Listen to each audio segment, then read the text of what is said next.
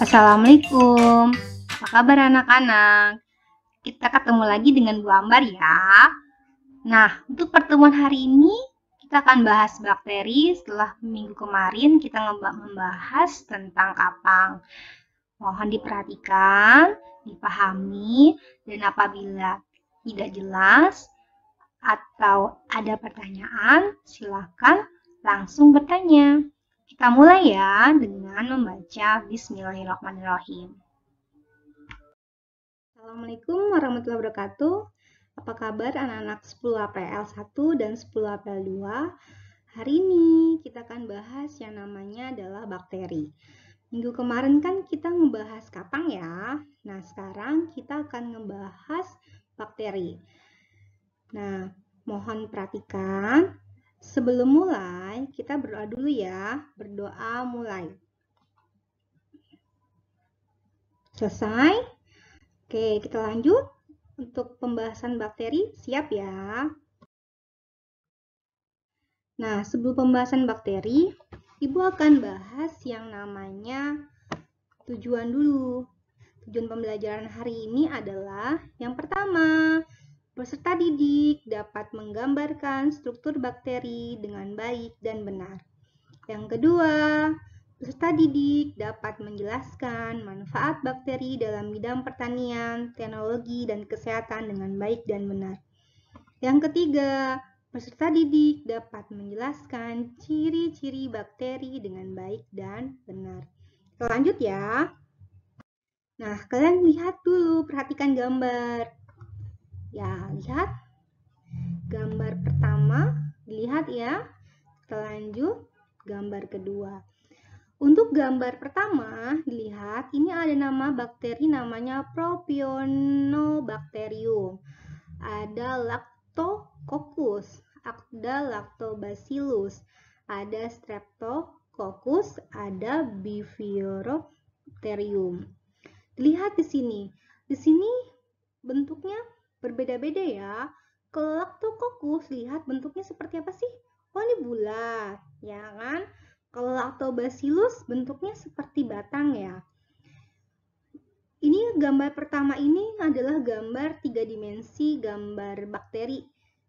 Nah, kalau di gambar yang kedua, gambar kedua ini adalah gambar ya hasil praktikum kelas kalian bakteri Salmonella. Nah, di sini dilihat ini warnanya merah. Kalau warnanya merah, ini adalah bakteri gram negatif ya. Nanti bakteri itu dilihat dari dinding selnya, ada namanya bakteri gram negatif dan ada bakteri gram positif. Nah, di sini bentuknya adalah batang. Seperti itu ya. Kita lanjut. Nah, yang akan kita bahas pertama itu apa ya? Pertama akan kita bahas adalah ciri-ciri bakteri. Ciri bakteri pertama, dia bersifat prokaryotik. Minggu lalu, Ibu pernah membahas kapang. Lalu pernah membahas bedanya prokaryotik dan ekaryotik. Masih ingat nggak? Arti prokaryotik itu apa? Ayo, coba diingat-ingat lagi ya. Prokaryotik itu artinya adalah organisme tersebut tidak memiliki membran inti. Jadi ntar kita lihat gambar ya, mana maksudnya membran itu letaknya di mana. Terus ciri kedua, ya dia bersifat uniseluler, artinya hanya tersusun atas satu sel. Ciri ketiga, tidak memiliki klorofil. Ciri keempat, ukurannya bervariasi antara 0,12 sampai 5 mikron.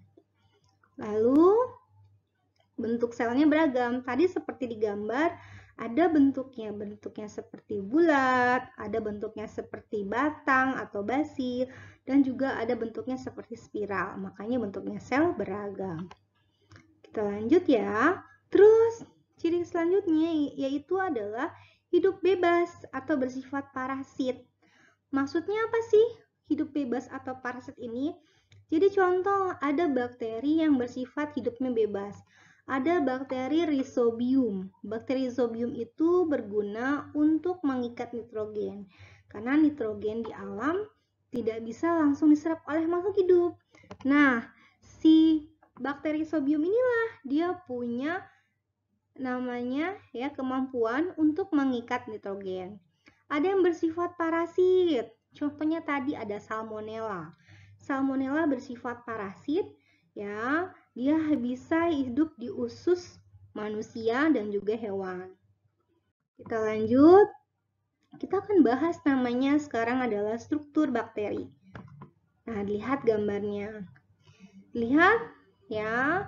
Satu ini apa namanya? Dua ini apa namanya? Penasaran kan? Ya, akan kita bahas selanjutnya. Nah, di sini struktur bakteri dibagi dua. Ada struktur luar dan struktur dalam. Sekarang kita akan lihat struktur luar itu ada apa aja ya. Nah, yang pertama itu ada flagel. Flagel dia itu berguna untuk sebagai pergerakan. Tadi bentuknya panjang itu namanya flagel. Terus ada pili ya. Terus yang ketiga ada namanya kapsul. Ini untuk struktur luar. Nah, untuk struktur dalam itu yang mana? Ada namanya dinding sel. Ada membran plasma, terus ada ribosom, terus ada mesosom, ada nukleoid, ada sitoplasma, yang terakhir adalah plasmid. Ya. Kita lanjut. Nah, kita akan bahas di sini adalah fungsinya tadi pada alat-alat yang ada pada tubuh bakteri. Kita akan bahas struktur luarnya dulu. Di sini ada namanya flagel. Flagel ini fungsinya sebagai alat gerak. Jadi si bakteri itu punya alat ya, namanya seperti bentuknya panjang seperti serabut, itu berfungsi sebagai alat gerak. Terus juga dia ada namanya pili. Pili itu berfungsi sebagai alat pelekat. Jadi kalau bakteri ingin menempel di inang, dia akan menggunakan pilinya. Yang ketiga ada kapsul. Nah, disini adalah pelindung. Jadi si bakteri punya pelindung pada kondisi yang tidak menguntungkan. Kita lanjut. Ini namanya struktur luar pada bakteri. Ya. Nah, sekarang kita lihat nih struktur dalamnya ada apa aja. Yang pertama itu ada dinding sel. Nah, dinding sel pada bakteri dia mengandung yang namanya peptidoglikan.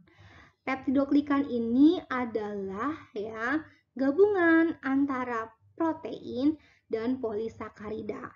Nah, peptidoglikan inilah yang menjadi dasar adanya bakteri gram positif dan adanya bakteri gram negatif. Nanti kelas 11 akan Ibu bahas ya tentang pewarnaan gram. Nah, kita lanjut setelah dinding sel ada apa lagi? Yang di sini fungsi dinding sel itu adalah sebagai pemberi bentuk. Yang kedua, ada namanya membran plasma. Jadi, fungsi membran plasma itu adalah mengatur pertukaran zat. Nah, di sini ada ribosom, yaitu adalah sintesis protein. Yang keempat, ada mesosom, fungsinya adalah menghasilkan energi. Nah, yang kelima, di situ adalah nukleoid. Itu adalah fungsinya pengendali sintesis protein dan pembawa sifat. Yang keenam, itu adalah reaksi metabolisme sel. Yang ketujuh, di sini adalah fungsi plasmid. Di sini adalah fungsinya untuk menentukan sifat-sifat ya. Untuk menentukan sifat-sifat pada bakteri yang diperlukan. Ketika misalnya lingkungan yang tidak menguntungkan, digunakanlah plasmid. Kita lanjut. Nah, kita akan bahas bentuknya. Lihat gambarnya dulu. Yang pertama itu adalah kokus. Di sini ada namanya satu, itu adalah monokokus. Kedua, diplococcus. Keempat, streptococcus. Ada Starkina, ya, ada Tetracoccus. Jadi kalau misalnya mono itu artinya satu, diplo ada dua. Kalau Streptococcus bentuknya seperti anggur, ya. Kalau Starkina bentuknya seperti kubus. Kalau Tetracoccus itu bentuk ada empat bulatan. Kalau Staphylococcus bentuknya seperti anggur. Yang kedua ada basil, ya.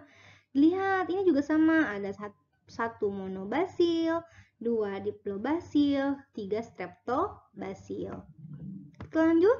Nah, di sini ada bentuk yang ketiga, itu adalah spiral. Lihat, ada bentuknya seperti tanda koma ya. Ini namanya Vibrio.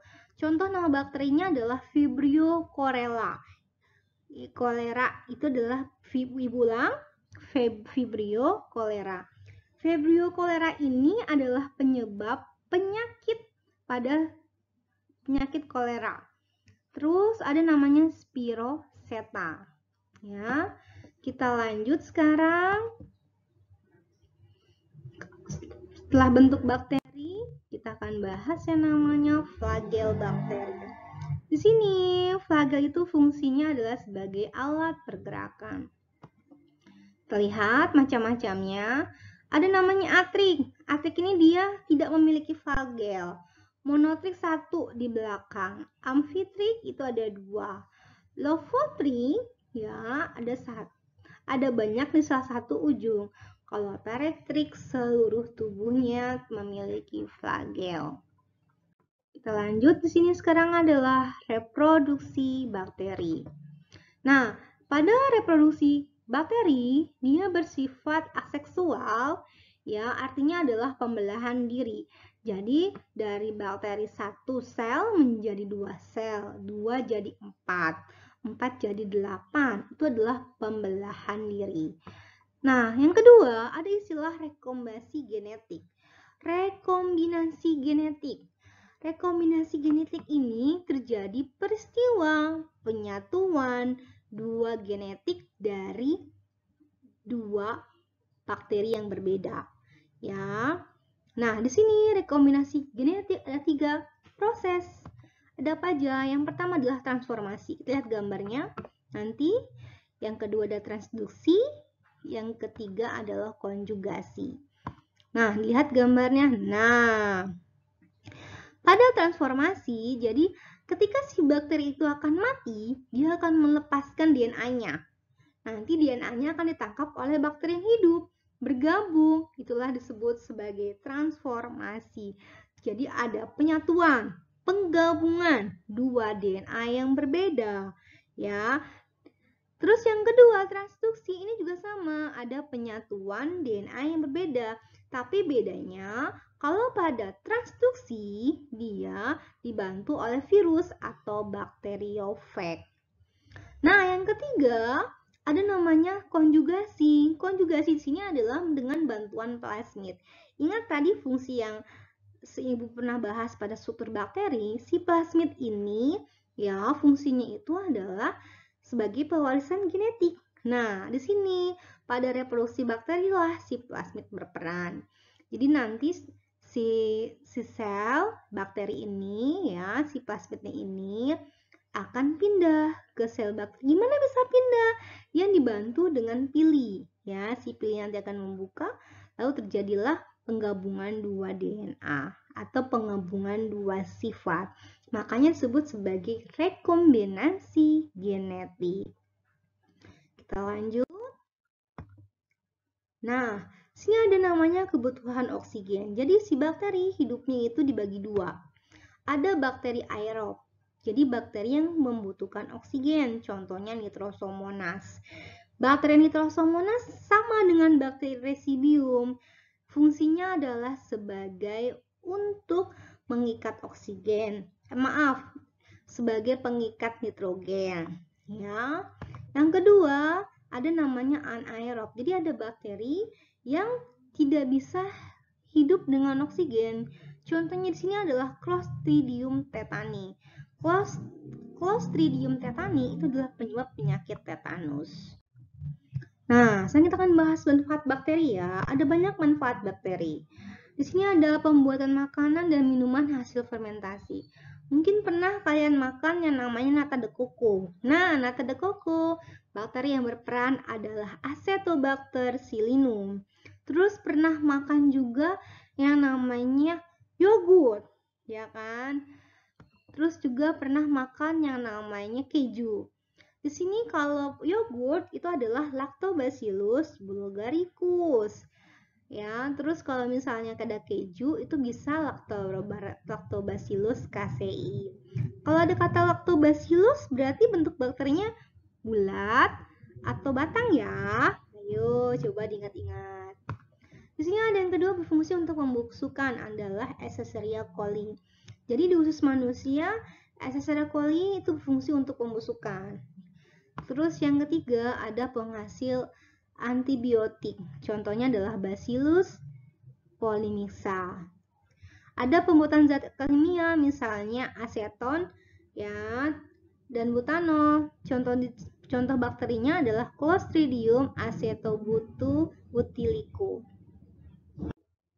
Di sini ada bakteri juga yang merugikan. Nah, contohnya di sini ada bakteri yang bisa menyebabkan pembusukan makanan. Contohnya Clostridium botulinum. Terus ada penyebab penyakit pada manusia. Ada Mycobacterium tuberculosis, ini adalah penyebab penyakit TBC, Vibrio cholera, penyebab kolera. Ada Clostridium tetani, penyebab penyakit tetanus, dan Mycobacterium lepra, penyebab penyakit lepra. Ada juga penyebab pada hewan, disebut sebagai Bacillus anthracis.